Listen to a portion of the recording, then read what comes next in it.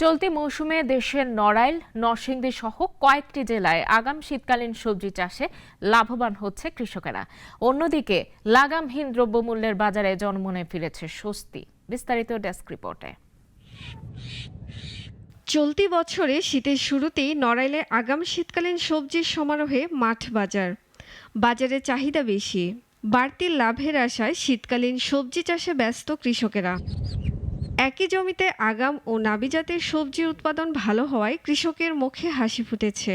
আগাম শীতকালীন সবজি চাষে খরচ বেশি হলেও বেশি লাভ পাওয়ায় খুশি সবজি চাষিরা। বর্তমান যে দামের চলতেছে এ দামেও যদি এর সাইড অর্ধেক হয়ে গেলেও আপনার 4 লক্ষ টাকা বিক্রি হবে কপি। গত বছরের চেয়ে তুলনামূলক এইবার মনে হয় একটু বেশি দাম থাকবে।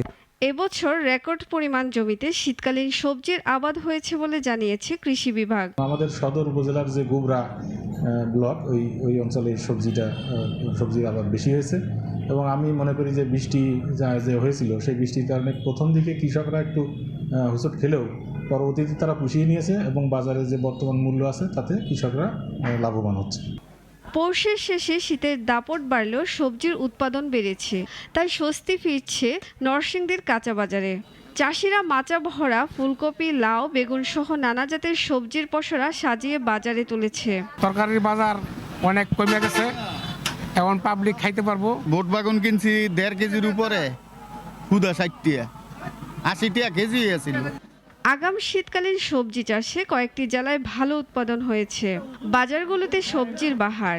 কীটনাশক ও সারের দাম কমলে আরও লাভের আশাবাদী সবজি বিক্রেতারা। সুলতানা মরিয়ম, নাগরিক।